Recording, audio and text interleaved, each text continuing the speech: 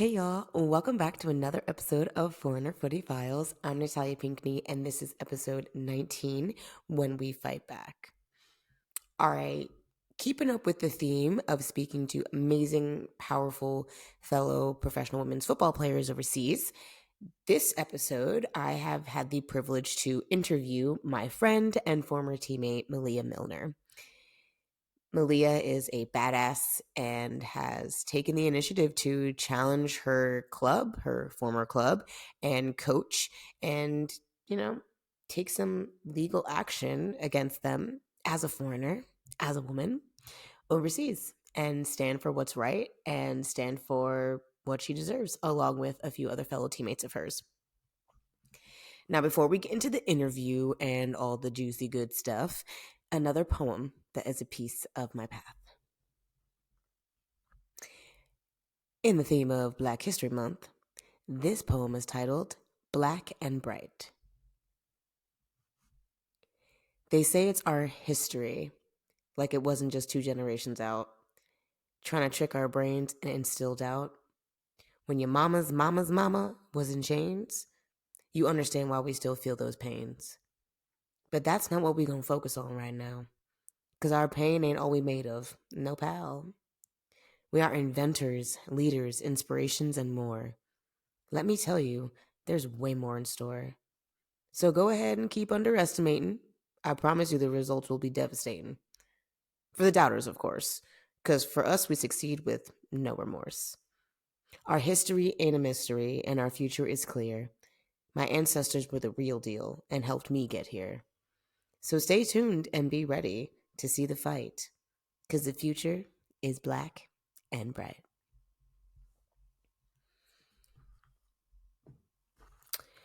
All right, y'all. So as I said this week, we getting into some deep and serious shit.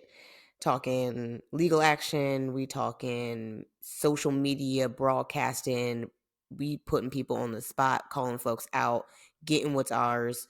And Maleah, along with a few other teammates, as I said, went up against their club and their coach and went public, which resulted in, unfortunately, some retirement from Maleah. And, of course, a little bit of backlash from the coach, naturally, the club, and even some players. So, yeah, let's get into the interview with Maleah Milner and hear about it firsthand. All right, so let's get into the introduction of my girl. So, Maleah is a goalkeeper. Could never. Hats off to you. I like to shoot at them. I do not like to get shot at. We have had several duels as we did play together in Israel of me having amazing shots and her having the gall to stop them. But those are my all favorite is forgiven, moments. I guess. God damn it, Maleah. I'm like, yes. I would curse you out. And you'd be like, sorry, Nat. I'm like, ah! Oh, sorry. I want to be angry, but I love you. I can't be mad. And it was like amazing football from both of us too. And I'm like, ugh, did someone get it on video at least? Like, my God. And never, not in Israel, dude. Girl, not a camera in sight. Listen. All right. So Maleah here ain't got no false resume. So she played at St. Mary's College of California, D1. Okay. St. Mary's was in the in the WCC, which she says was a fun conference to play in. I played in the CAA, and that was like, I don't know if I'd use the word fun. It was competitive, but like it felt very like competitive. Like I didn't like I had fun in college, but you know what I mean when there's like fun football and then there's like kill me. Exactly. I don't know if my teammates would agree that it was fun, but I had fun because I got a lot of shots, so I enjoyed it. Listen, look, it's about you, okay? Look, keepers got to look out for themselves if we're being for real. Oh, yeah. Listen, looking out for me, myself, and I. So she also played at Oklahoma State, also D1. Go Pokes. And go Pokes. And it was in the Big 12.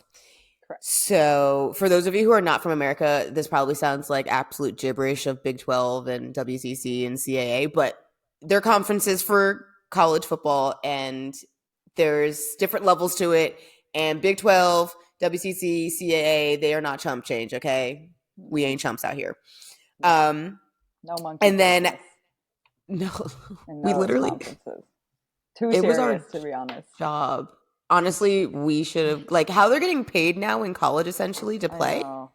I know. I'm happy for them, but I'm like, I suffered in silence with no money, so I'm just kidding. I'm very grateful Literally. for what I did receive.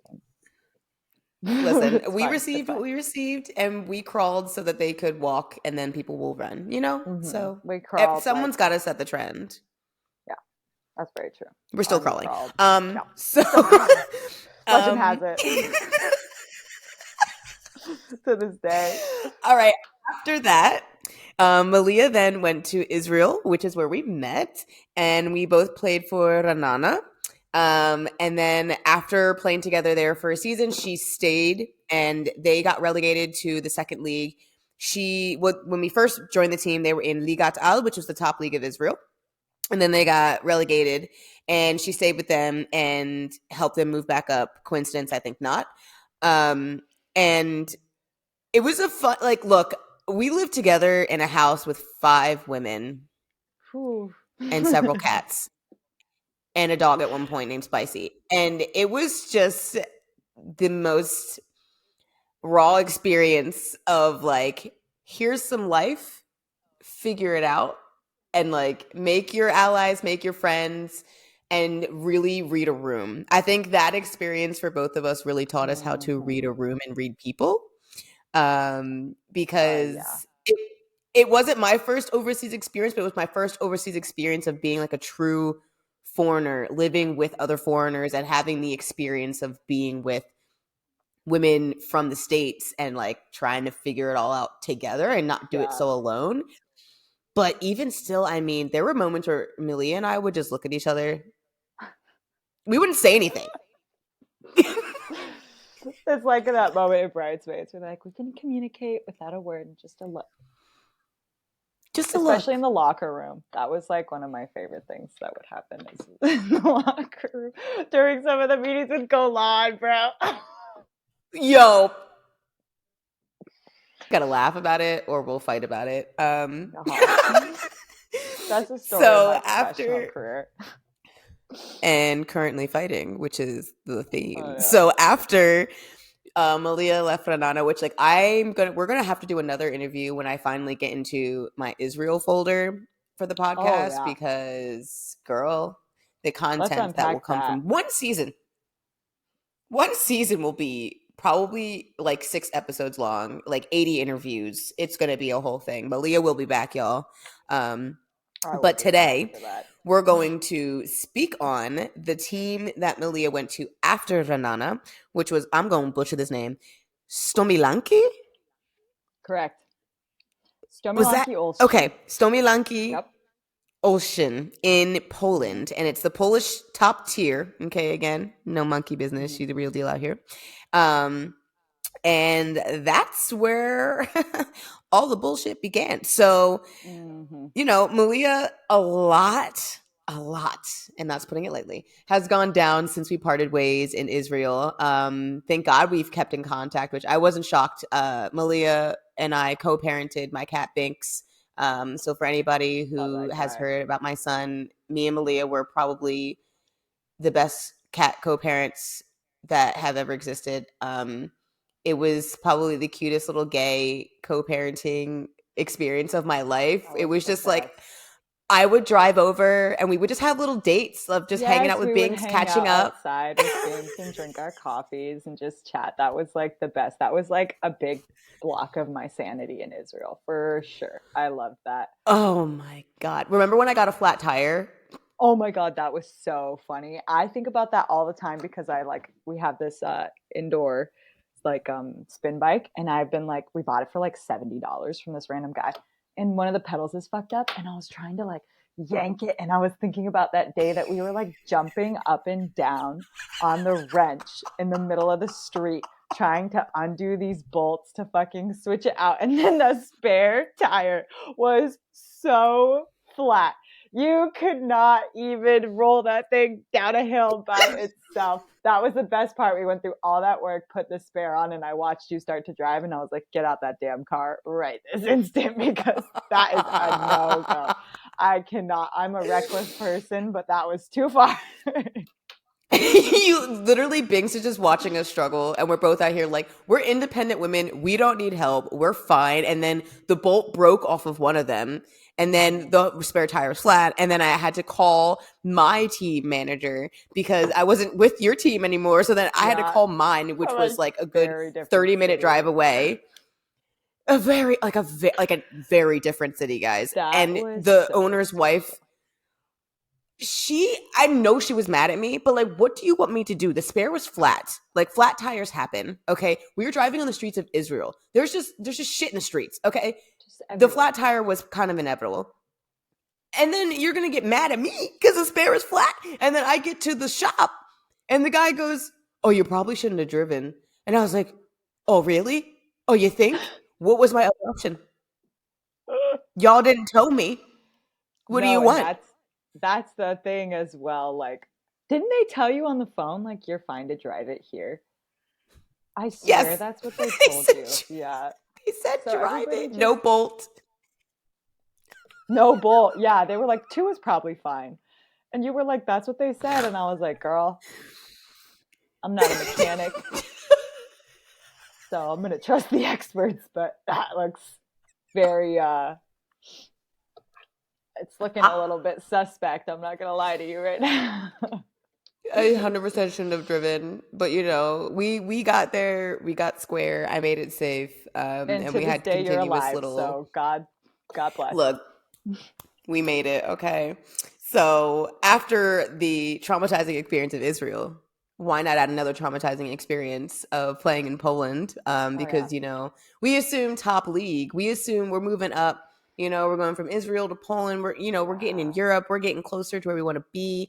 We're young. We Yeah. fit. We got this. And then boom, trauma, drama, Yeah. bullshit. Like Yeah. actual shit hit the fan. I think it probably would have been less stressful on you if actual shit would have hit a fan Would have in your loved that. life. Would have loved So that. Yeah. let's get into it, girls. So go Let's ahead break it and let down. us know. Let's break it down. Okay, first, I like that you were talking about what tier it was. I want to give a special shout out. The Polish Extraliga is no joke. They do not fuck around. And it's actually like a very fun league. I like Heather played in it while we were in Israel and then like returned to it at the same time as me. And like I have always enjoyed watching the games. I think that they play like wonderful soccer. I think that there's tons of talented players in Poland. It's really cool, and the women's soccer culture there is like shockingly good. They love going to women's games. So many fans actually follow the league and follow the teams and stuff like that. So they've got the infrastructure. So I want to give a shout out to the Extra Liga. I love it still. Like I'm excited for them to start again. I'm excited to keep watching them. And that's why this pissed me off so badly. That's why I think like what happened was unacceptable. So I'll just kind of like give a brief. Oh, brief is difficult. I'll try to give like a rundown of what kind of happened, what like our daily lives kind of turned into while we were there. Um, I do want to preface this, whatever, for legal purposes, that this is all based off of my memory. Maybe it won't be 100% accurate to the exact things that happened. It's also 100% my interpretation. Um, and all of the important evidence that is related to what happened to us has been submitted to the proper authorities, and they can make the decisions for our case based on the evidence submitted. And I don't intend this to be a contribution to that evidence. I only intend for it to be an opportunity to actually have a conversation about um, how I felt, which I don't think a person can lie about how they feel. I don't think it's slander to talk about how you feel. Uh, Sure ain't. yeah. So And we I love a just good want legal to, preface, okay? yeah, I'm going to We throw a love a legal good legal preface out preface. there. I didn't even ask our Look. lawyer if I needed to. I just wanted to put it out there. Tragically, I do have evidence for almost every single thing that I could talk about. So I almost wish Pain. I, Pain. I've spoken with a few journalists and they've asked me that, and I'm like, yes, like you, uh, psychotically enough, I do have proof of literally everything that I'm talking about, except for like the he said, she said moments on training and in the field.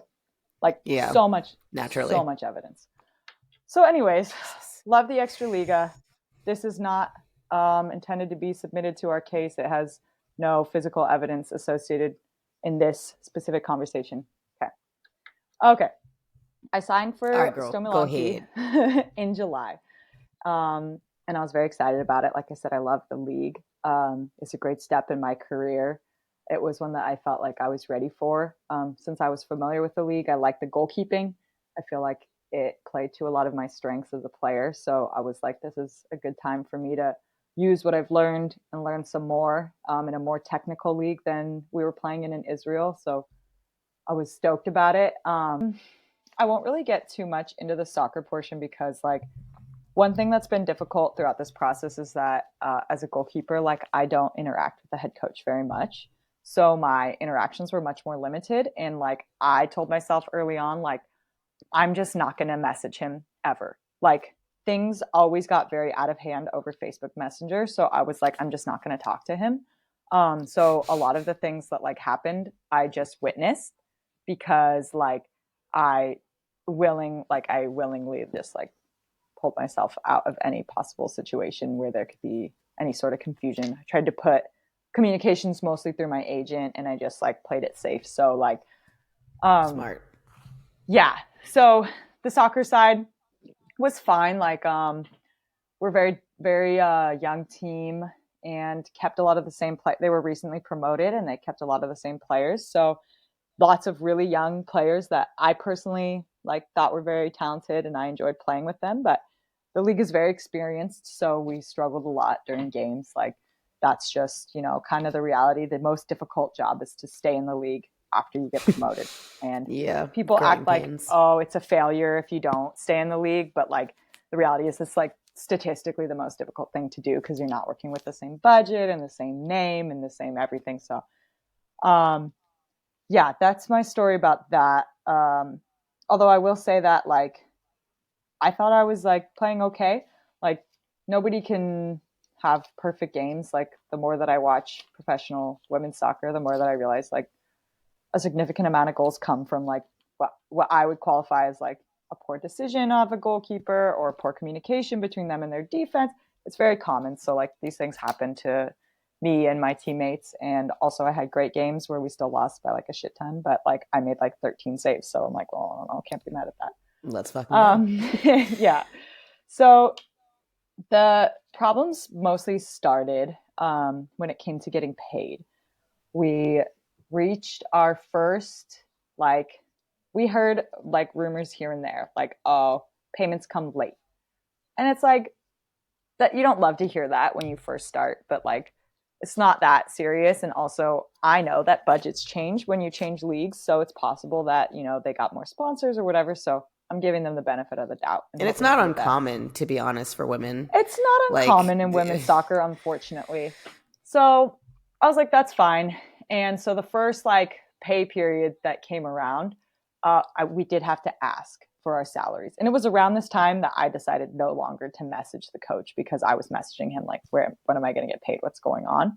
And then he would like take the conversation in a direction I didn't want to talk. So, um, where's my money? yeah. So I did get paid the first time about within like a few days of when we were supposed to get paid. So like to me, I was like, great, we're in the clear, everything's good, no problem, no worries, everything's amazing. Um, then the second month came and we started to ask, and it was like, oh, in a few days, and then it was like, well, now you're like a week and a half late. And then it was like, well, actually, maybe next week you'll receive part of your salary. And Not even the whole so, shit? yeah, not even the whole thing. So that maybe next week, I think did eventually happen, although I believe it was a little bit late. I actually remember the exact day because we had a game that same day and it was our first win of the season, and also we got paid on the same day. So like even though we were paid really late, we were so excited because we just even got some money. It was not the full amount. And we were excited that we won. So then we were like, well, where's the rest of our salary? And by the time we received the rest of our salary for our second month of work, we were supposed to be getting paid for our third month of work. So you see how these things start to pile up. So now I only have just received my full salary from my first month and a half. And I've been there for 2.5 months. And I'm like, okay, this is going to be an issue for me because like I'm 24, like I have like financial responsibilities, I have a life, and also like I'm a professional. I deserve to be paid for my work. Like that's a big thing Yep. for me, like that I would say to anybody listening to this is like we're beyond that like, oh, I'm a woman, there's not that many opportunities, I'm just grateful to be here. It's not about the money. No, it is. Value yourself It in your is. work. You deserve to get Yep. paid, whether it's fucking 500 US dollars or 2,500 euros, or if you're frickin' Trinity Rodman and it's like whatever, $200,000, you deserve to get paid for your work because this is what you do. Absolutely. It's your job. And we need to So, live. We're not just yes, machines that are out there to perform for your entertainment and then just, I'm just grateful to be here. I'm on TV. No, no, no, baby. precisely. Especially as a foreigner, okay? I Yes, need people to understand you are fortunate in your position that you were with your girlfriend and so you had somebody that like right. is home for you, but for people Yes. who are alone that need to pay for groceries, No. travel, and you out here playing with my money, please. No, it's really unacceptable, and like I think that that's so important that there's you're allowed to be humble and be grateful, but like don't allow yourself to be complacent with people telling you that like they it doesn't matter what they're saying to you. If they're not paying you, they don't value you or your work, and that's unacceptable because it's your job. Period. Like it may be a game, it's your job. And in any other profession, it's unacceptable not to get paid for your work. So, period, don't accept that shit. Like you need to like push back about that because I find that ridiculous. And you know, I was thinking about this today, like thinking about our conversation and like what's different about being a professional athlete is that like if I am working, for example, my new job, and I go to work and I'm at my desk and I'm doing my job, like, and I don't feel like being there that day, maybe I'm half-assing a little bit and I'm not making as good of phone calls and I'm tired and I'm not really, Mm-hmm. and it's whatever. And I can go home and maybe the next day my manager's like, Maleah, like you didn't get much done yesterday. And I do more the next day. In soccer, that's not how it works. Like every single day, you don't have the opportunity to give any less than 100% because like it's it's your mission to be your best. So it doesn't benefit Yep. you at all to give less than yourself, whether you like your coach or not, whether you like your teammates or not. And so when you're not getting paid and you are like sacrificing like your one human body that God gave you for at least 90 minutes a day, 6 days a week, like it becomes like very personal. It feels like a violation of like my body and my space. Like I told a journalist that like I smashed my head open on a goalpost in one of our preseason friendlies. And at the Oh. time, I was like, you know what? It was worth it, even though it was just a friendly. I want them to know that, like, I will give anything, to win. I'll give anything to, be my best for the team. Like, I don't care. Like, this is going to be a reminder of that. And then, like, by the end of the experience, I like told Heather, like, every time I look in the mirror and I see this dumb scar, like, I hate myself. Like, I can't believe that I bled for a club that doesn't even value me enough to pay me for my work. Like, I was giving my body, like my fucking brain cells, and like they didn't even want to pay me the amount that they legally agreed to pay me. And so that's another reason why you have to advocate for yourself is because like it's very violating. It's your body, it's your Mm-hmm. time. It's not living at home like and this is when it started to become intertangled with the verbal abuse because my roommates unfortunately had to communicate with him a lot more because they had, their field players, and they need to sometimes talk tactics and sometimes get explanations about things. And also, for some reason, he felt more comfortable speaking to them, which I'm very grateful he did not feel with me. Uh, and he would message Hmm. them things about how they are not just here for vacation and they need to take things more seriously. And it would be a little bit ridiculous to me because these are some of the most serious players on the team. Like, we've all played professionally previously. We all have experience being in different countries and, being away from home and just doing it for soccer and for our careers. And he would tell them, you're not here for a vacation. You need to be more professional, be professional, be professional. And meanwhile, like, it's not professional if I'm not getting paid. So, first of all, I'm not even misbehaving, but second of all, how dare you? Because I I am away from home and it's not a vacation. It's Poland, to be honest with you. It's not like freaking Portugal. You know what I mean? It's not like Mm. a tourist destination. So, I found it a little bit asinine to be making those sorts of accusations. And these types of messages would come in after what we would feel like was just like an ordinary day at training, an ordinary game. Like, all of a sudden you come home and to your surprise, you've done something wrong. And you have no idea. You can't think of something that you did wrong. Your roommates can't think of something that you did wrong, but apparently the coach can. And it started to become this sort of like gaslighting situation of, well, I was offended by this. I didn't like this. You're not being professional, but where? You know? And that's where all But this that's the thing as nonsense. well. As Yeah. foreigners, I think that's something that they don't prepare you when you go overseas Mm-hmm. is you are in a vulnerable position where Mm-hmm. unless you are officially contracted and clearly in your situation, even despite Even being if you contracted in a are, yeah. legal document, Mm-hmm. these people look at foreigners, even if you're a European foreigner, it really doesn't matter, black, white, yellow, brown. They look at us as these ungrateful like moochers, or they look at us as easily influenced or easy to take advantage of people because they view us as, you're so grateful to not be where you are. You wanted to leave home for a reason, right? Like, you're Mm-hmm. here and not home because this was Yeah. better. And so they look at that. And then people like you who are willing to split their fucking head open, literally bleed for their team.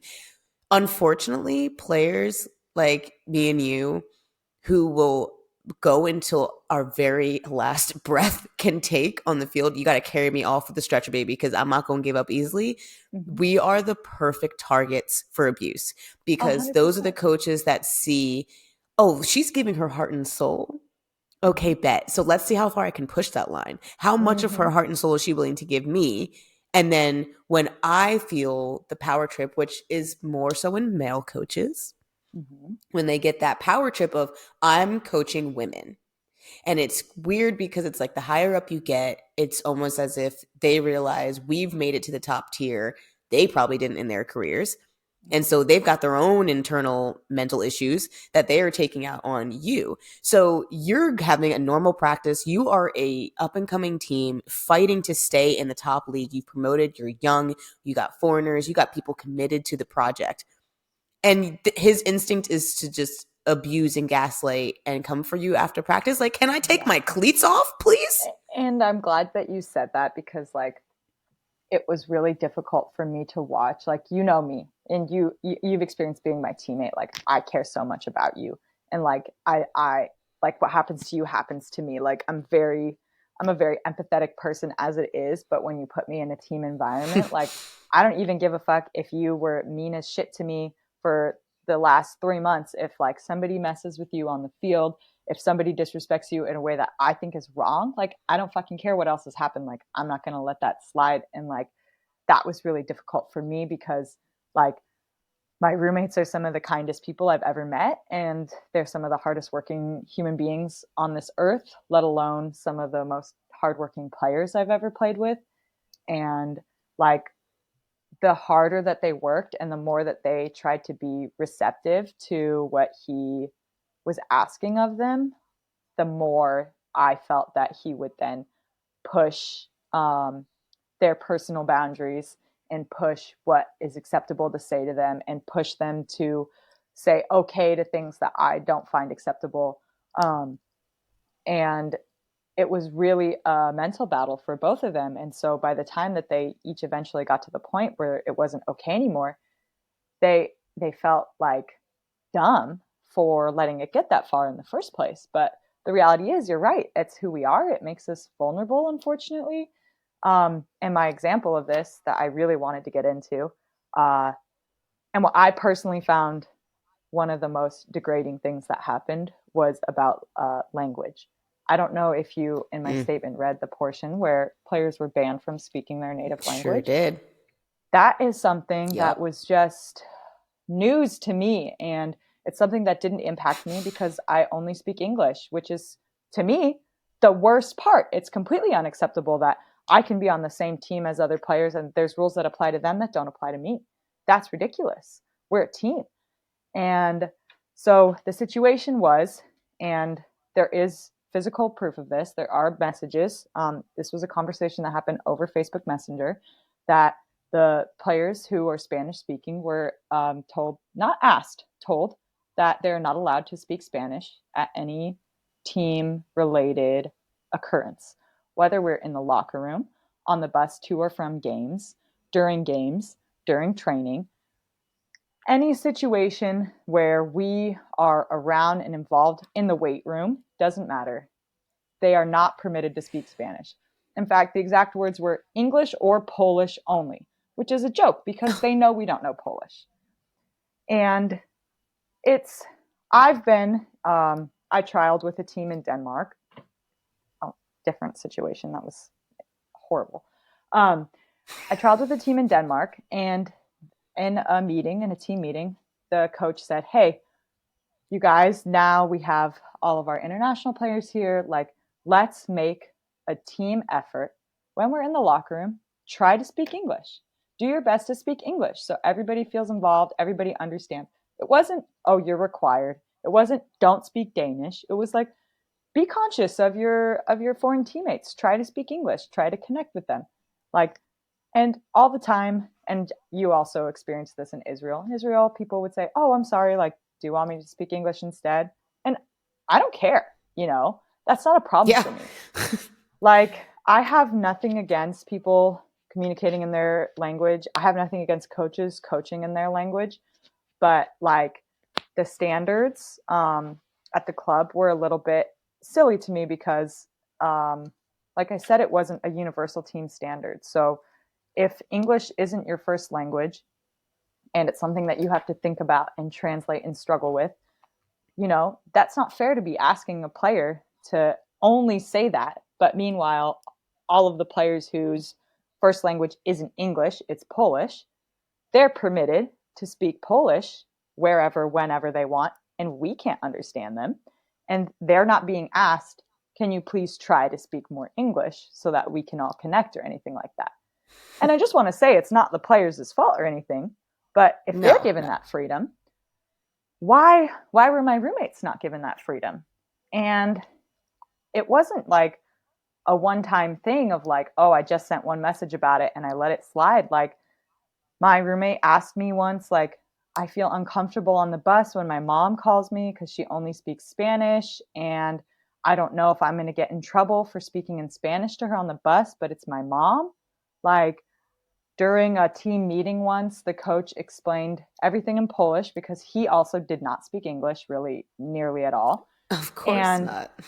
yeah, and then some players tried to explain it in English, and one of my roommates had a better grasp on English than the other. And she said, "I don't understand." The one who was not as good in English, she said, "I don't understand what happened. Like, what are we supposed to do?" And my other roommate was trying to think about how to make it simpler for her, and she had to ask permission. She had to go find the coach or the manager, and she had to ask them, "Can I please explain this to her in Spanish?" Because she does not understand. She does not understand the English, and honestly, neither do I. And they didn't even understand what she was trying to ask them. They were like, "No, no Spanish, no Spanish." And it really set me off. And I don't know if they understood how angry I was in the moment where I said, "She's asking you permission to speak her own language so that she can understand what you told her so she can do what you want her to do. Like, I find that so degrading that you have to ask permission to speak your language. I think that that is ridiculous. And it sets apart whether you like it or not. And like I said, whether it's it's not the responsibility of the players who are Polish, but it creates this divide where, the girls aren't allowed to speak Spanish. So first of all, that must mean that anytime they do speak Spanish, it's something bad about you. They're talking Right? smack. Like, Because why are they not allowed to speak Spanish? But you guys can speak Polish in front of us, use our names, say whatever you want, and nothing happens. So it creates this divide of like, oh, well, they're not allowed to speak their language. So first of all, I can call them out on it and stop them.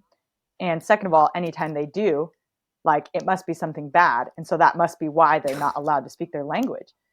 And then you want to ask, well, why isn't the team performing? But how are we supposed to... we can't communicate with each other. How are we supposed to communicate and connect? There was a time during a game where one of my roommates told the other roommate, tiempo. Like, tienes mucho tiempo. Okay? It's 3 words. Yelled at. English or Polish only. I said, it means time. It means you have time. In the middle of a game? Yes, and the players would say to me, oh, can you try to learn, if you want me to do this, say it in Polish, because it's hard for me to translate what you say in English into my head in Polish. And I'm like, yeah, that's totally fair. But then why do these players have to take the time to translate in their heads their language to English, but you don't have to? Yep. And like, that is like there's so many other things. There's so many messages that my roommates received that upset me. There were conversations about being too fat. There were conversations about all sorts of other things that I think are not acceptable. There were conversations with managers alleging things that happened that absolutely did not happen. And there was even film of the game. So I don't understand where you can come up with that. But like, to me, like, the number one way to create like what created such a hostile environment was ultimately that decision, because it made it the local players and the foreign players, because There's no common ground. Nobody's allowed to be themselves. And I think that that was like one of the most like disgusting things that I've ever seen, to be quite frank. And like I said, this is my personal opinion and my personal interpretation of it. And I won't mince words. I think it was disgusting. But I also, really hated it. that is something, as a foreigner, when you are in a space where your entire environment, I would say, if you're not in your apartment or your house, you are constantly around a language that you do not understand completely. Yeah. Even so, like, me and you, we made efforts to learn as much Hebrew as we could to make football easier, because we were like, okay, like, and we had a lot of young players too. Mm-hmm. Like, you want to make the field stuff work. But when you're going to the store, when you're trying to read signs, like, your whole entire life is trying to translate things, right? And so your one purpose of being somewhere is to play football. And you're like, okay, my life off the field, reading signs, reading messages, hearing conversations around me, not understanding what the fuck's going on. That is one whole thing of just like, if I was casually traveling in the summer somewhere, I'd have the same problem.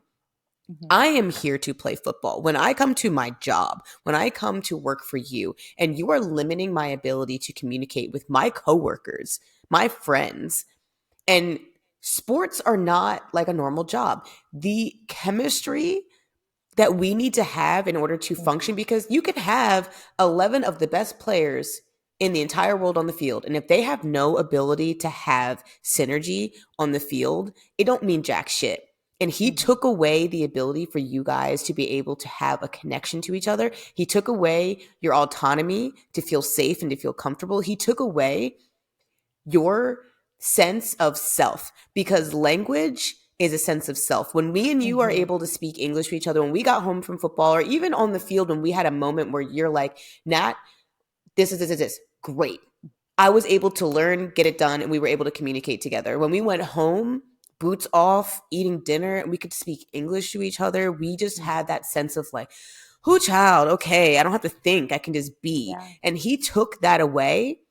They are at football 95% of their time while they are in Poland. And you are telling them that where they spend most of their life for the next season, they are unable to communicate in their native tongue. Her mother, oh, baby, listen, if my mother wasn't afraid of flights, she would have been on a plane. Because what do you Yeah. mean I can't talk to my own mom? We are not Yeah. with our families. You get to go home to your family. We get to go home to people that we make our family in a way, Hmm. but we don't know each other. Like, we didn't know each other.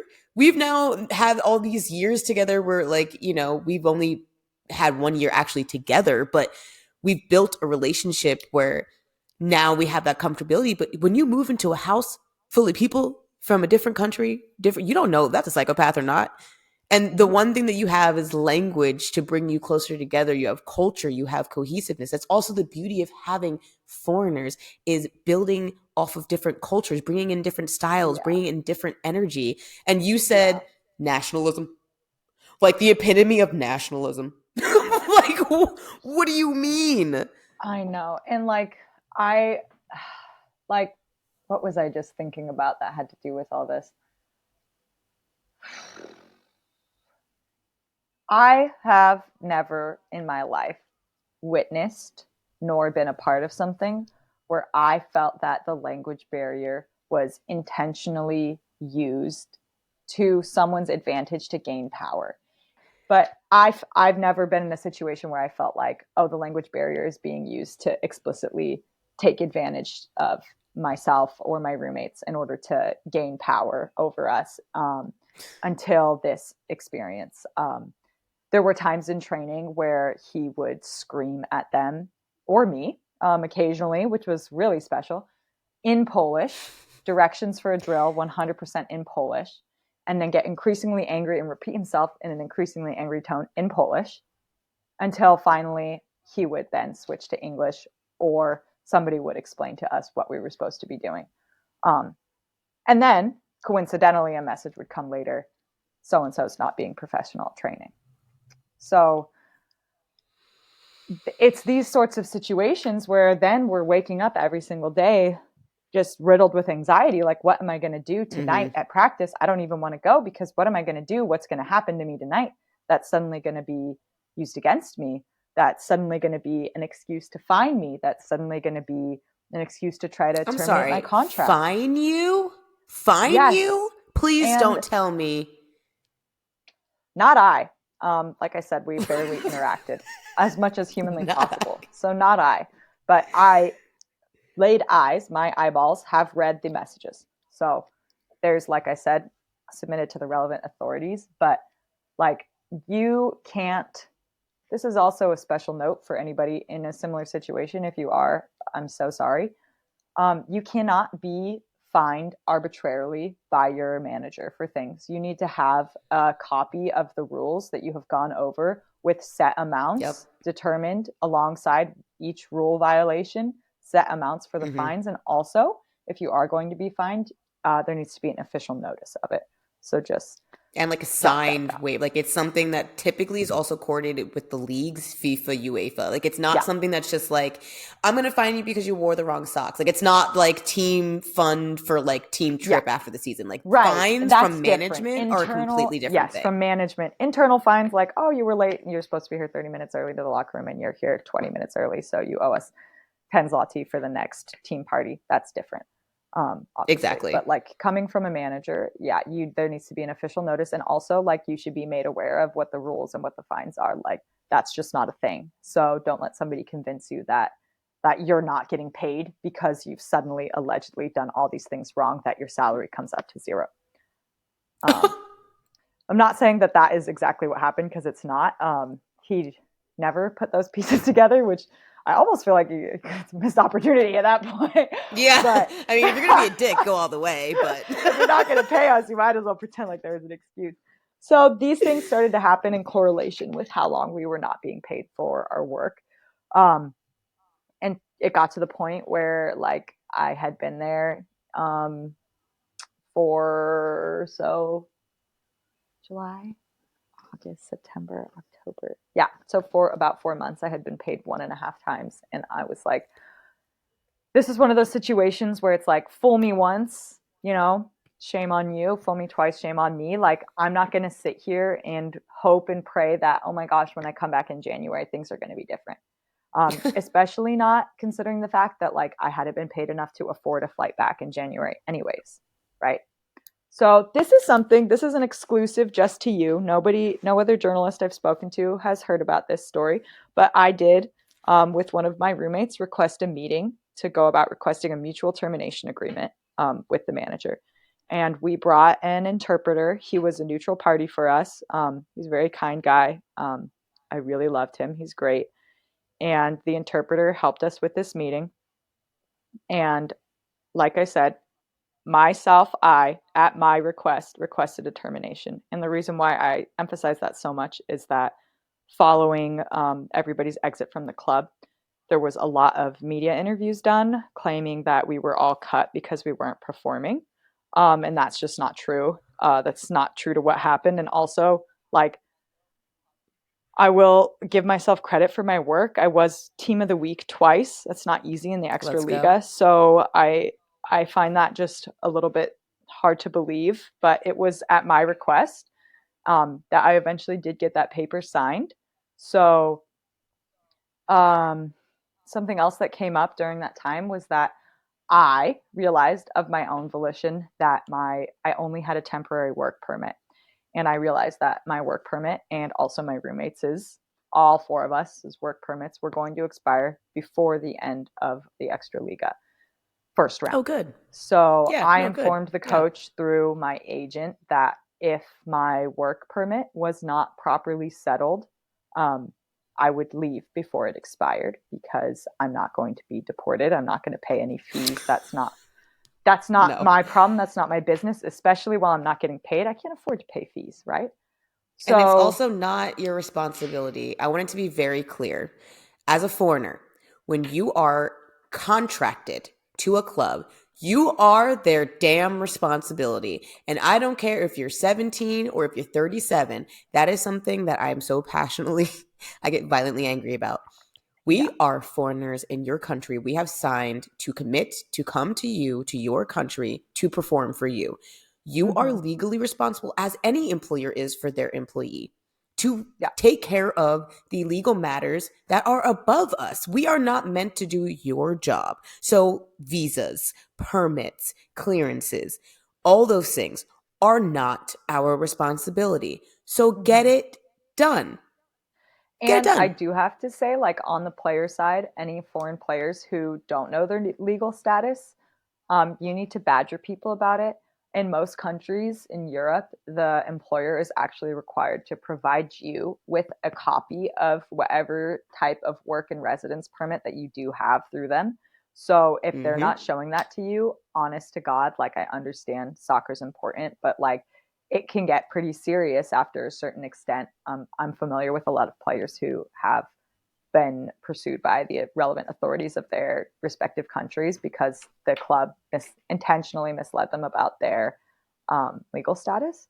So Yep. it is something that, like, it's an unfortunate thing. Like, oh, I want to just focus on the soccer, but you do need to be thinking about that because it can really fuck up your career, which I will now explain how that happens. So so I requested this meeting to have a termination.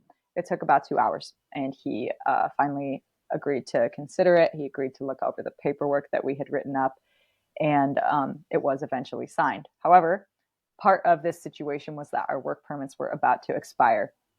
We had slightly different situations because she had different citizenship, and also, like, I respect her a lot, and I don't think she would be comfortable if I, like, spoke on behalf of her. So her Fair. situation was, I will just say that, like, by the time she got into the office to try to get her, like, extension, basically, they informed her she was already illegal and she had to go through a whole deportation process. So God I I won't, damn. like, speak much more into that, except for that I found that, like, just absolutely unfair, and I definitely think that for her that was like the straw that broke the camel's back. Like, she's a great person and great player. So that is also pending. An appeal on that is pending. I don't know what the update is on that. So hopefully things work out in her favor. But that's what I mean. It's So real. just The for consequences are real.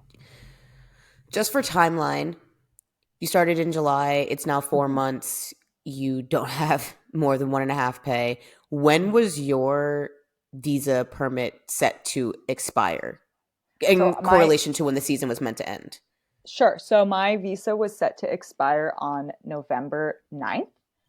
The last November? game of the Extra Liga was November 18th, and the last uh, Polish authority sanctioned game was a Polish Cup match on November 25th. So it was about a month short. And the situation was that if he had caught that sooner, if he had thought of that sooner, they could have submitted just a simple extension of that basic work permit. And this is based off my own research because I'm psychotic. He could have submitted an extension for that basic work permit and paid about like 50 zloty and extended it another 3 months. But since it was only about, by the time we had this meeting, about a week before my permit was set to expire, he could not do that. So he told me, now I'll cut out my roommate and just talk about my situation. He told me, even though we're both there, it's just me. He told me that that there's a 400 zloty fee to get this work permit, which is true. Ding, check mark, true statement. We And love he said, truth. since you are going to terminate your contract, like the club will split the cost with you. So normally the club would pay the whole cost. You're going to pay most of it because you're not going to stay here. And these exact words were spoken to me. I actually have I took notes during our meeting in this notebook. Okay. And the exact words spoken to me were that I can split the fee with this club and I will receive a permit that is valid for the following 2 years, as was intended by my contract, because I had signed a 2-year contract. So that's what I was told. And I thought to myself, that's great because A, I don't want to be illegal. And B, maybe I can go play for a second tier club or something like that to just kind of continue my career. So I agreed to that idea. I thought it was fair. Even after everything, like I don't necessarily, even though it is 100% their responsibility, I didn't feel good about asking them to pay the whole thing. So I took money that I was not paid, that I did not really have, to pay for this work permit.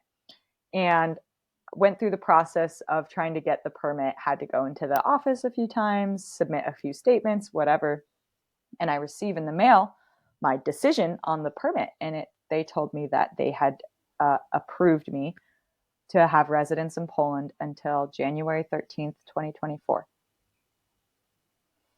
That's not 2 years. That's about 2 months. Ma'am, that's So they got the I two thought right. yeah, and I couldn't believe my eyes. I had a crisis about this. And at this point I had already kind of been like mourning my career. Probably about like 3 months in, I was starting to realize that like this might be this might fuck me over. Like this might really be the end for me because like it's hard to get a spot on a team as a goalkeeper. So I had been thinking about it for a long time. And when that mail came in, I was like, whatever the reason was, that only is between the manager and God, and I guess the Mm. Polish authorities. When that when that decision came in, I was like, okay, like I don't see how I can continue to play because the type of permit that it was is that like it basically was a rejection. Like I was basically getting denied because they don't grant residence for such a short period of time. So it was basically like, we're Okay. denying you, but we're going to give you this time to legally leave the country. And if I Get your were shit together to, and get out. yeah, yeah. So I even tried to return to Poland actually with a different club who I won't name, but they were very kind to me. And they tried to organize my arrival and reached out to the Polish border authorities to see if they could just like transfer my work permit to them and then they could extend it.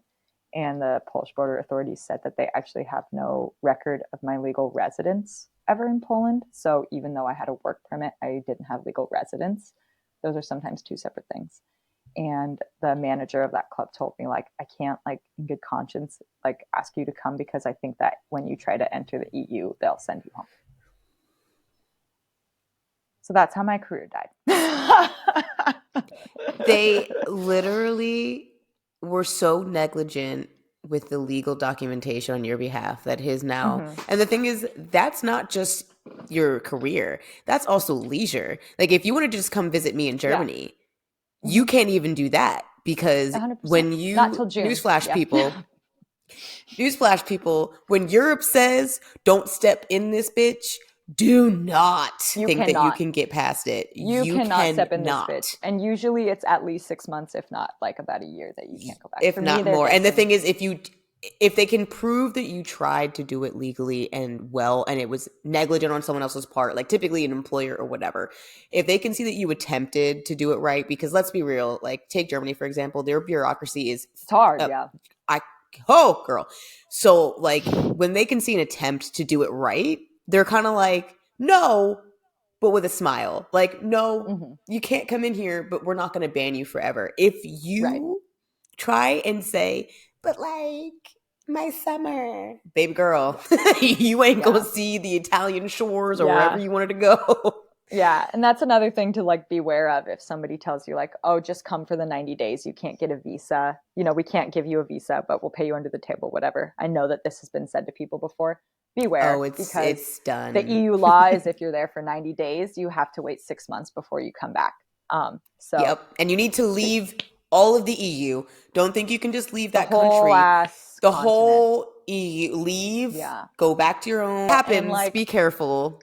beware, it's a career killer. I will say, like, at the end of the day, like I said, I was like kind of in the process of like reflecting on like what I value and like what soccer means to me, and like whether the sacrifices that you have to make to play were still worth it to me, like during my time there, because of how difficult things were. I was like, my dad always tells me like, oh, if you're going to do something big, if you're going to make a big decision, you should worst case scenario in it, and if you're okay with the worst case scenario, then you should always do it.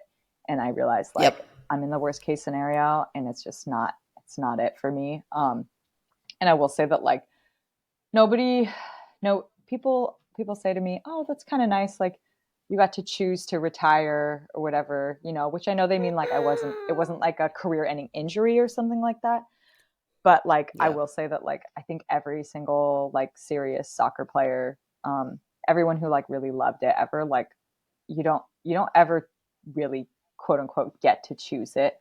It's just like your time kind of comes and you get to like accept it and be in a place where you feel like you can Hmm. accept it, which is 100% where I'm at. But it's not, it wasn't like what I had expected per se. No. Yeah, and No. that's the other thing about the comments that have been made to the media about myself and my roommate is like, even if I wanted to come back, I would not have been allowed to legally. So it's quite bold to claim that you didn't want me back when I literally was not like legally permitted to return. Um, and that's something that I've been really waiting to say, and I've kind of gotten into like a bit of a fuck it kind of mood, because at the end of the day, like I said, the appropriate people have our case information, and they will make a decision that they feel is right. And I hope it's the right decision. And on that note, I'll get into a little bit of that. So, um, after a period of time, after my termination agreement, the club was meant to pay me the remainder of my salary, like not like, oh, pay me out of my contract, like I want them to pay me the 20,000 zloty or whatever it would be for the time I was supposed to be there. No, I'm not crazy and I'm not greedy. It was just like I expect the money from the time that I was there working, like I expect it by this date. And that date came and went with nothing. So at that point, if this happens to you, the next step is to send an official email to the club and also to the like football governing body of your respective country. So in my case, it's the PZPN, the Polish Football Association, um, informing all parties involved that they have, usually it's about 7, sometimes 10 days to pay the past due payments, or else you have to submit the case to FIFA. So that's what we did. I'm very, very, very lucky. I'd like to give a shout out to my lawyer, Giorgio. I acquired him through my roommate. He was extremely helpful. He has the patience of like a god. He's also very funny, a good sense of humor. Um, We love there are it. people out there that can help you. If there's not, look up the footballing association anyways and inform them of your situation. Let them know you're a foreign player. There might also be a players association you can speak to. Um, Mm-hmm. and there's lots of resources. Like if you're going through it, like take the time and do the research and just find emails and find names and start reaching out to people because like you deserve to get paid. So we did that, and we actually gave him many times because the club, I suppose, is or was allegedly in a difficult financial situation where they could not afford to pay myself, or to be honest, and I also want to say this, the Polish players were not getting paid either during this time. So the whole team as a whole, the entire club was not getting paid.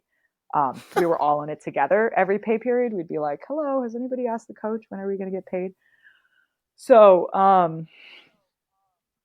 I'm respectful. I care about the players. I want them to get paid for their work. So at first, I was like, "Okay, give them more time. Give them more time." But I, in my head, had an end date where I was like, at some point, I have to get back this money that I worked for, that I sacrificed my body for, that I sacrificed my time for, that I didn't see my family during, and Mm-hmm. also went through some really difficult shit. So, And trauma and abuse. Yes. yeah. And so eventually we came to the point where my roommate, whose lawyer it initially was, kind of spoke with him and decided, like, listen, this isn't working. Like, playing nice isn't working. We've tried to settle this behind the scenes quietly, leave everything as it should be, and it's obviously not working. So, um, she and our lawyer constructed an email, like, on behalf of all four of us, saying that, he had, I believe we gave him literally, I think, 48 hours, which sounds insane, but just wait, to pay the past due payments, or we were going to submit a public statement about our experiences. And he Fair. replied, "Please don't do that. We don't have the money, blah, blah, blah." Well, I wasn't asking you if it was okay. I was telling you this is what's going to happen. So the four of us collaborated on our statement when everybody felt like it conveyed correctly, like what we experienced, and also conveyed how we felt. Which again, you can't claim slander for me talking about how I felt. So just calm down with that. Especially with When we proof, all but okay. right, and that is the other thing that I will say. Anybody listen to this from Poland? Um, our lawyer told us don't write anything in the statement we don't have physical evidence of. So every single thing that we had written in the statement in point 2 and point 1, we have physical evidence of, and it has been submitted to the proper authorities for the investigation. So unfortunately, there's physical evidence of everything that we spoke about. And we submitted our statement. And this is where my shout out to the Extra Liga comes in. And this is where my shout out to Polish women's soccer fan comes in, because like I didn't know what to expect. I was really hoping that it would just kind of gain some ground with the Americans that I knew, a couple like Mm-hmm. um, American players associations that have been like informally made for players playing abroad. If you don't already follow the Players Network on Instagram, please do. I love them. They're doing great work. It's a great community. Big shout out to them for supporting myself and my roommates during this. They didn't ask me to say that, but I love them. I'm going to say it. This is not a paid This advertisement, but also please is do not it. a paid ad. I seriously just am grateful for them. I was hoping to gain traction with groups like that, but Poland is crazy. They love women's soccer, and they heard about this and they grabbed onto it, and it blew up extremely quickly. And that was one thing that I feel very lucky about, that people cared, because I think, and you probably would agree, if something like this happened in Israel and like someone tried to speak about it, it would not have received as much like attention outside of like the immediate soccer world as what we got on our No. statement. Like the people in Israel who care about women's soccer like care, but you're not going to reach anybody else. But I had journalists from all sorts of news stations contacting me, and my roommates hoping to hear more about our story, and I'm like immensely grateful for that. Even if at the end of the day the only thing that came from it was like 5 days worth of attention, um, that's great. I'm glad, because I want players to know that they are able to speak up for themselves, that they're Mm-hmm. worth, you know, They're worth their work. They deserve to be paid for their work. They deserve to be treated as human beings. And going back to saying, oh, it sounds crazy to ask for 48 hours before we posted that statement. Within 48 hours of posting it, I got paid. So don't be afraid to take the steps to get what you want. And that I do need to legally say that I was paid. And I'm fucking proud of that. I wasn't Yep. paid out of the kindness of anyone's heart. I was Nope. paid because my roommates and I had the courage to say, enough is enough. Yep. Like, we deserve to get paid for our work. Whether you liked us or not, whether we did a good job or not, doesn't matter because we had a professional legal contract and Yep. you deserve to get paid. And guess what? It happened extremely quickly. Shocking. It's crazy how these things happen. And I'm not dumb. I wasn't born yesterday. It's not a coincidence. Um, I can see and I can prove in my bank statements the date that I received these payments. It's the it's it's the day after we published the statement. Like, be serious with me. It's not, I wasn't lying in my statement and you had paid me a month ago. I can see the date. So I'm pumped about that. I believe that 3 of the 4 of us have been paid, and one of the other situations is like a lot more complicated. But Okay. yeah, so we actually do still have a case pending with FIFA. Okay. More specifically, the other players do because I didn't personally experience as much of the abuse and harassment. I was only Yeah. a witness to most of it, which is like its own situation. Technically, it's secondhand, so it's still valid. Like, if you were in America and like a corporate workplace, like, I'm also a victim, but it's not as important to me. Uh, so allegedly, there's going to be a decision made on everything in June. I I don't know how I feel about it. I think that like I have a fear that this 5 days of attention in my paycheck is like all that's going to happen, which I don't think is fair. Not only to like those of us, the 4 of us. I also don't think it's fair to the girls who are there still experiencing it. I don't think it's Yep. fair to all the clubs in Poland that run their clubs differently, that pay their players on time, that treat them as human beings, as professionals. I don't think that's fair, but it's ultimately up to the court to decide if the evidence is sufficient, and if so, what sort of punishment is just in this situation. So Yep. I trust them to make the right decision. I hope they do, but at the end of the day, like, I would not take back anything that we did or said. I wouldn't take back Good. my time there either. I think I grew a lot as a person, and like, I'm really happy with where I'm at now. I'm happy with what I'm doing now. So I think yeah, also, like we spoke about too, when it comes to, college football in America and how the experience now of those kids is so different from when we were there. And I mean, I'm what, 5 years older than you? So I think I was out of college by the time you were getting in college. So even my I think experience to so. yours was different. And so Mm-hmm.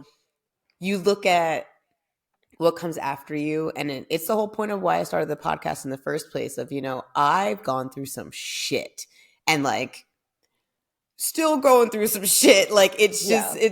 it's one of those things where I feel like certain people, and I don't mean to say like we're born martyrs or anything, I don't think it's Mm-hmm. that deep, but I Mm-hmm. just think that there are certain people in life that have the capability to go through the harder shit because somebody has to be able to pave the way for a better life for the women that come after us. And A the thing is, hundred percent. I can't imagine. There's very few women that I have played with overseas. And I mean, your girl's country hopped. So I've been around. There's Mm-hmm. very few women that I have played with that I can say would have handled this with the grace, the professionalism, the courage, the humbleness, and just the ability to do it's. You always kept it that it's bigger than you. And you got what was good for you because you fucking deserved it. And I'm so proud of you. But ultimately, even just the way that you speak about this experience, you know that although it didn't end in the way that you could have imagined, the hope is that this never happens to another woman at the hands of this man and that organization again. And Mm-hmm. even if it is just those 5 days of getting the noise, I mean, my little old podcast, who knows who this is going to reach, you know? And Mm-hmm. that's the thing of why I was like, Maleah, Are you cool with coming on here and talking to me? Because Yeah. young women need to hear your story. Because Mhm. God, I read that statement and I got chills because I was like, that is my former teammate. That is my co parent. That is my friend that put her reputation and honestly, in some extreme cases, it could have been your safety on the line to do what was right to make sure that this doesn't happen to somebody else.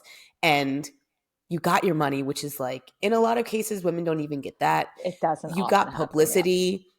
You got publicity from the country that it happened in. And let me tell you, as a foreigner, we learned these people gonna put their country first.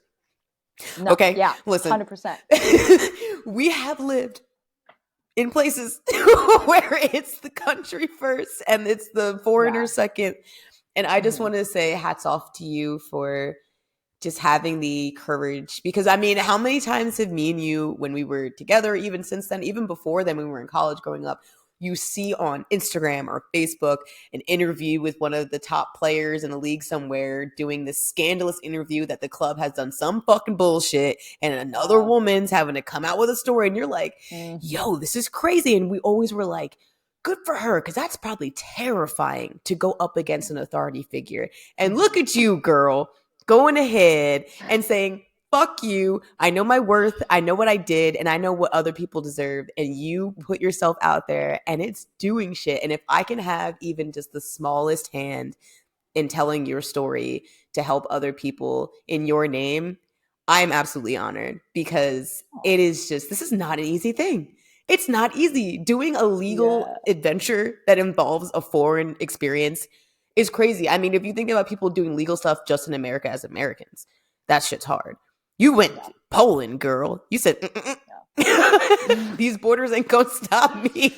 Yeah. And that's like, there's so many things about it. Like, I do think, again, like my interpretation, my hearsay, sort of. I do believe that I read, first of all, I did read other players who used to play there commenting on my post their similar experiences, Polish players, and I believe I saw an article of that two other players, one of them who was also a foreign player, and one of them who was a Polish player that played under the same club with also similar stories. So it's and one of them even said in a message to my roommate, like, look, like I wanted to do what you guys did, and everybody else was kind of scared, and I just kind of let it go and like moved on with my life. Like, Mm-hmm.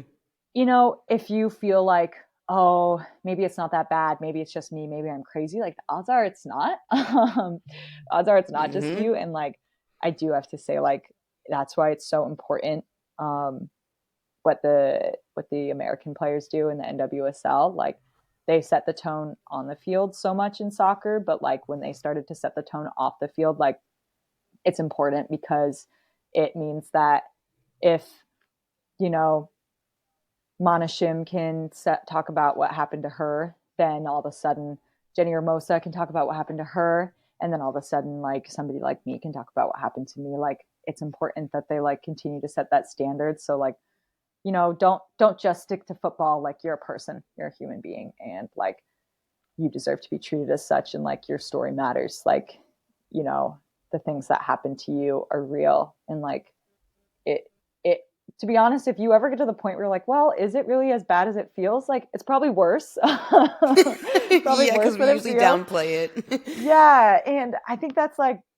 one of the saddest parts, and like one of the craziest parts, to be honest, about after coming out with everything, is like doing like their own like PR cleanup media rounds. The club has like alleged multiple times that like we're lying.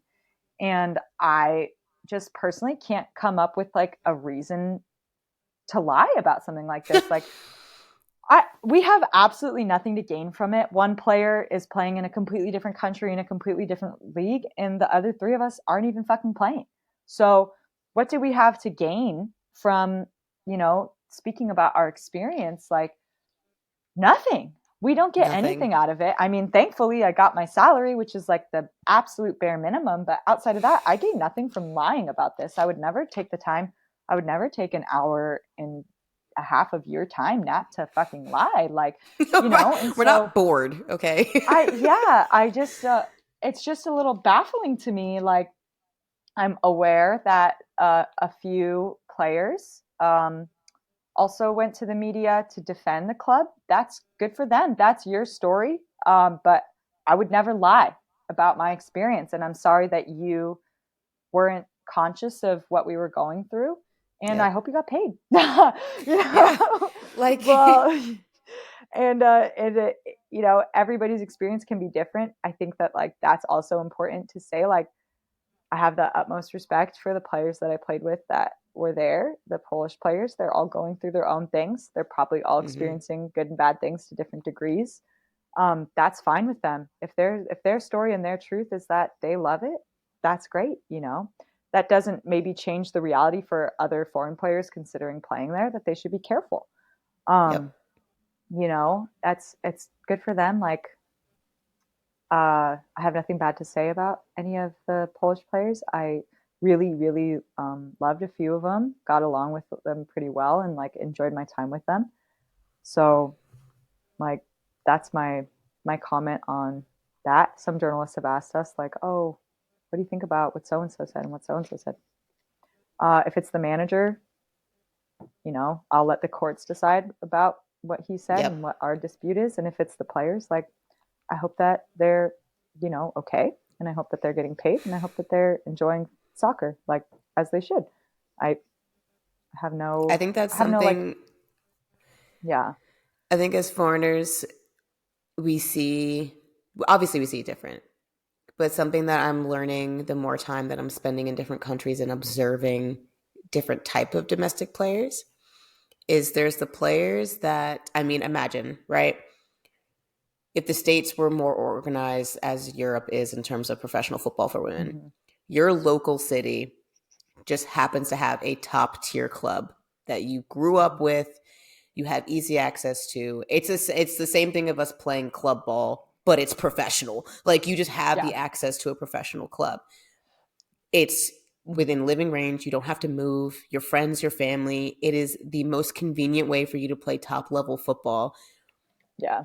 If you gotta put up with abuse, if you gotta put up with unprofessionalism, if you gotta take some shit, I cannot imagine having to think, am I really gonna change cities or even countries A hundred to play percent. top league? Like that Yeah. must be And its I own totally version of like understand struggle. that. Yeah. I totally understand that. And I totally respect that. And like, you know, if nothing comes from it and nothing really changes at the club and, you know, the club continues to exist and run the same way by the same people, like, that's fine. You know, okay, then that's what FIFA decided is fair and just. And I hope that, like, that it's true. I hope it is just. And I hope the players are protected because I can't imagine a lot of the girls I played with go to school in Olsztyn. So are you going to Yeah. transfer schools as well? There's so many things tied to it. And like, you do whatever you need to do as an individual to, you know, make the best of your circumstances. And so like, I have no judgment. Like I think that was like really important when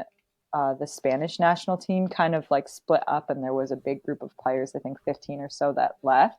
And there was also a Mm-hmm. group of players that stayed. And like I have I believe that that's like beautiful. There's nothing but like love and respect and power to you like making your own decisions and like choosing your own path and choosing for you like what way you want to fight for what's best. And maybe for you that's Yep. just putting your head down and continuing to do what you love and leaving everything on the field every single day and going home and being in your home country or your home city. That's great. Like Yeah. I'm jealous, Whatever your piece but is. that's Yeah. great. Yeah, and I don't feel like, you know, I'm not here to say like, oh, it needs to be the domestic players' problem what happens to the foreign players. I'm not. I don't believe They that one also don't bit. have Like, power. Let's be yeah, real. They also exactly. don't And that's have also what power. kills me. That's what I want to say. I'm like, girls, like any all the former players who reached out to us and said things, I'm like, I'm really sorry that you felt that way. Like, because the reality is, as much as it's like, oh, it was scary, blah, blah, blah, I'm sitting here posting this statement, responding to emails like in fucking California. I'm not trying to play ever again. He can't there's no power over me. I have nothing to lose. Mm-hmm. I have nothing to gain at all. But yeah, I have absolutely nothing to lose. I don't have a Yep. desire to ever return to Europe to play. So like I understand that. Like I went from being very vulnerable to very privileged, that it's not my Yep. problem what happens in the end. So, if you don't feel comfortable speaking out, that's fine too. Like just know that you're not alone and that you're valid and you're valuable, and like there is more to life than just soccer. So don't let that be like, something that drags you down or puts you in a place where you feel like it's not worth it. Like there's way more to life than soccer. So Your health, your that's my story. happiness, your Yeah. peace, and the Life joy of goes the on. game. Like, if Yeah. you get to a And don't point where let you're people just take that shit regretting away it, from you. Yes. no. And that's Own one it. thing It's that I your will say I'm career. so proud of. This is how we'll end it and make it full circle because I know you need to go to bed and I have to like train this kid. But like, like uh, I'm proud of myself and also of my roommates. I love them to death. I'm so proud of them. I would live and die for them. Like, they're great. This wasn't like easy for anybody, but like, what I'm most proud of for myself is like, I fucking love soccer. Like, I've never loved soccer more. In fact, going through all that made me realize like, this sport is awesome. This is an Mm. amazing sport. This is a great place to be. This is a place to meet amazing people and make connections you'd never make and travel places you'd never travel and enjoy things that you didn't even know existed. I love soccer. I can't get enough of it. I can't get away from it. I'm working for a professional soccer club. Like, it's amazing. It's the best thing ever. And like, the one thing that like you're always, one thing to fight for more than anything else, if you can't fight for your salary, if you can't fight for your fucking visa, it's too late, your work permit, whatever, like fight for your love of soccer. Like there's a reason why you play it and there's a reason why you enjoy it, and like it's fucking awesome. Like I love it. It brought us together, like some of the most Oh, amazing people I've ever met. Like it brought me my love of cats. Like you never know what's oh, going to happen when you play you never soccer. It's know. it's the best. And I'm so glad that like I still feel that way. I feel very lucky that I still feel that way, but like at the end Hmm. of the day, if you feel powerless, if you feel like you can't do anything, if you feel like that's good for her, but I honestly don't feel like going through all the trouble, that's great. But like fight for your love of soccer. It's a great Yeah. game. It's a great sport. Like there's great people in it. Even if there are bad people in it, it doesn't matter. Like the purity of the game like cannot be taken away by somebody like that. So Ever. And period. I just, the most bold, I think, 24 font size period ever, because Yeah. uh yeah, I just thank you so much for taking your time on your day off to have this talk Of with me, which course. like selfishly also was just, also a way for us to catch up. Getting to catch up. Yeah. Like, let's be real, this is an interview, but also we're having a nice little video call right now. But Yeah. um I just feel very privileged to be in a position where I have a platform that gives women the comfortability to speak their truth, because Oh yeah. although this is something that's, supposed to be quote unquote my story, that's how it started, it's evolving into this thing where what's the point of me being overseas and making connections and meeting people if I'm not using this space to bring people together? And Yes. as soon as I saw your statement, I was like, I mean, my little old podcast ain't got no reach, but this is exactly what I'm here for. Yeah. And Like, don't be devaluing your podcast. I think it's so great. Like not many people get to experience what we do, and like it's so fantastic to be able to like tell your story and share your story. Like I think it's awesome. Like I think that it's not like a situation where it's like some white dude giving his opinion on like the Met Gala. It's like really real. You know what I mean? It's like it's very real cool, and shit. like yeah, and like you never know. You never know who you can reach and who needs to hear it. You know what I mean? There's like I a mean, saying like, what's the next protest we're going to start from this, right? And like there's a saying like, oh, if it's like actually from like the Quran, I think, like if one man, if you save the life of one, in my eyes it's as if you save the world. It's like if you can help one person, if you can make one person smile with your podcast, if you can reach one person, like then you change the world. Like you change theirs at least. it just felt like knowing you personally. And I mean, I went straight to my mother and father, who also love you. And like y'all need to understand, Milford and Angel became a part of that house on so many occasions. The calls that they got from us just Yes. raging. And so when I saw the statement, I went to I said, y'all ain't gonna believe this. Like, you will never believe what happened to Maleah. My dad was like, oh, no, no, no. And my first thought was like, I gotta get you on here because like Yeah. Foreigner Footy Files, it's literally in the name, like Foreigner Footy Files. This is exactly what women need to hear because like I said, we're not, girl, I don't know about you, but they didn't give us no handbook about what it was like to play No. overseas. We didn't No. know anything until There's we a went through it. lot of shit. Yeah. A lot of shit. Lots of good And things, but a a lot of lot of shit. surprises. And if you want to do it unrepresented like me, like I've written off That agents, shit is I, just scary. Yeah. girl, But then agents I are made like the their decision. own. I There's told a somebody once, I was whole, like, yeah, being a women's soccer player is like the straight up Wild West. Like there's no rules. Like you just like hope for the best there's no and rules. hope you It's don't like, get what can fucked I get over. away with? Hope you Exactly. get lucky and And hope that you don't get fucked. And that's it. Hope you get paid. Hope you make a team. Hope you don't get fucked over. Hope you don't get deported. Like that's really where we're at. Meanwhile, the It's men difficult. have to be mediocre to get new cars every year. But that's a whole nother Yeah. subject. But anyway, thank you so much for coming Thank you on and for speaking having your me. truth. Are you kidding Yes. me? Just the having the ability to give you a safe space to talk about what happened and the fact that it's still ongoing. So I mean, as I said, you will be back on this podcast for Yeah. several reasons. So if Hell you would yeah. like to do a follow up, Yes. hit my Let's talk line. about Israel. That will be a whole. I want to We're gonna write. need a part Maybe when two. we do Israel, we'll do like a top 5 moments of Israel, like because Talk and we about can compare our trauma. top 5. Yeah, like you pick your top 5 and I'll pick my top 5 and we'll cross check. Especially because we ended up on different teams by the end of it too. So like being Yes. able to Oh my god. compare. Oh my God. Yeah, that Yeah. will be great. So But yeah, thank you just for be having waiting, me. I y'all. You really will enjoyed it. hear Maleah on this podcast again. This is just the beginning. But And I speak your just would truth, like to guys. once again say this is all my personal interpretation of events that occurred. All the physical Legal evidence has been obscurity. submitted to the relevant authorities. Anything said in this podcast is not intended to be a piece of evidence in the pending case. Thank We you and love good it. night. We love a legal. And there we're going to end it. Thank you again, Maleah, for joining me on the show. It was amazing to not only catch up and get to see and hear you again, but to get in a vulnerable and safe space for you to share your experience that is unfortunately not so uncommon with so many women, foreigners, and domestic in women's football. And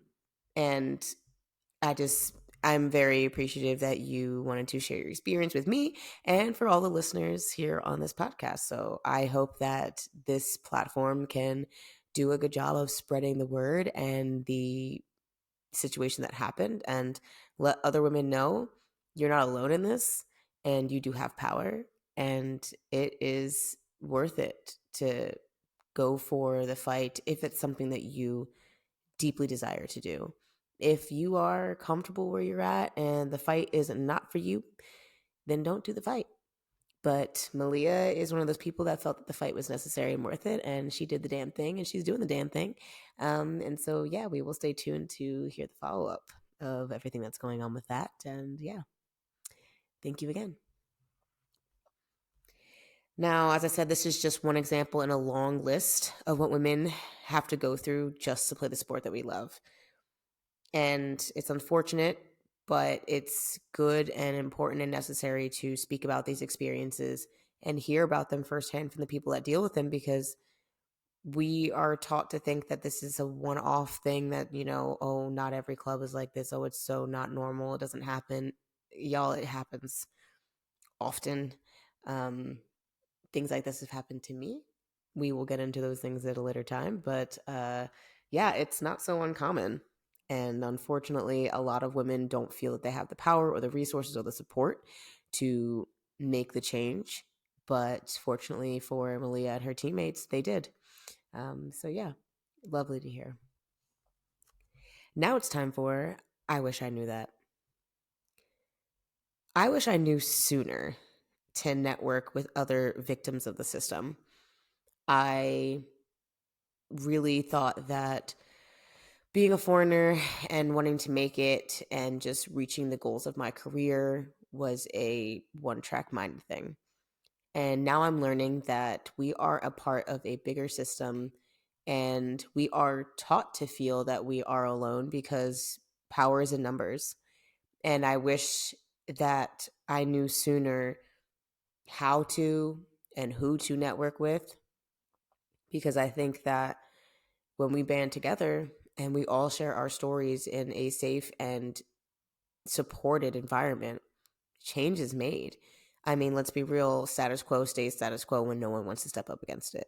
So I just wish I knew more women that went through the things that I've gone through what fellow teammates have gone through, and to expand the network to reach across countries, because we're seeing it more and more. National teams are speaking up, protesting, refusing to play. You've got women in top leagues all over the place outing their clubs and trainers and staff in the leagues for negligence and abuse. And it's becoming a common theme that y'all can't continue to fuck with us like this. We gonna fight back. We have, and we will, and we'll continue to until the real change is made. So now, trust me on this one. Trust me, they won't stop until they're made to stop. And I say that as like not in an aggressively threatening way, but as I said, status quo stays status quo. When these coaches and trainers and presidents, directors, league owners, when these people are given power and they are never challenged to do right by others, when they are continuously allowed to be shirked of their responsibilities and just treat people as pawns and machines and less than, they're going to continue to do so until someone smacks them upside the head and says, not anymore. And I think a lot of women are saying, not anymore, because we're seeing that change is possible. We can do something about it. We are not powerless by any means. And at the end of the day, as I said, they need us. And they want us to believe it's the other way around, but we don't show up on the field, who you got to coach? Nobody. And at the end of the day, as we've heard in the interview with Maleah, you put them on blast and come for their reputation, all of a sudden things are in motion.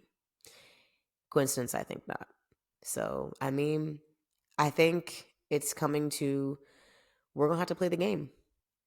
Unfortunately, it is a game to a lot of these people. It is mind games, it's money games, it's let's see how far I can push it before somebody calls me out. And you've pushed it too far with too many of us. And I'm proud to say that I know a lot of women who are putting their foot down and saying, absolutely no more. And I'm proud to say that I have said that several times, absolutely no more, because this cannot keep happening. We cannot lose the sport to this bullshit. Women have worked way too hard to get to where we are, and being told to accept crumbs when it's 2024 and we're not even anywhere close to what we should be at. Nowhere close. So trust me, until they are made to stop, they won't. So band together, y'all. Stick together. Womanhood, okay? Foreigners, domestic, but as this podcast is mainly for foreigners, get your education up, get your strength up, and just know that you're not alone. All right, y'all. Thank you for joining me on another episode of Foreigner 40 Files. It is becoming a real project of trying to make some real change out here in the game. And I'm excited to see where we go from here, because this year is just getting started. And we got plenty more women to speak to. We got plenty more stories to tell and plenty more files and folders. So stick with me and enjoy the ride. Now, you know what to do. Like, rate, review. Follow the podcast on all the social media platforms. We've got the Instagram, 440 Files. We've got the TikTok, 440 Files. Dear God, I am so terrible with TikTok. I'm not even going to keep promising y'all I'm going to get better at it. I'm going to just pop up in here with information whenever I do post again. We've got my personal Instagram if you want to try and give me a follow. I am private, but and Pinky. And if you want to hit me up with any questions or comments or anything like that, and things you want to hear, let me know in the DMs of the email, which is foreignerfootyfiles@gmail.com. And yeah, follow the podcast on all the normal platforms: Spotify, Google Podcasts, Apple Podcasts. The website link is in the Instagram page on Instagram. To go directly to the website for the podcast, listen there. The YouTube channel is slowly being updated. We've got up to episode 16 now. So yeah, hopefully by the time this airs, we've got up to episode 18. But can't lie, this shit takes a long time to upload. And German Wi-Fi is garbage. So stay patient with me, all. But yeah, thank you again for joining me. Check back in 2 weeks and let's kick it together.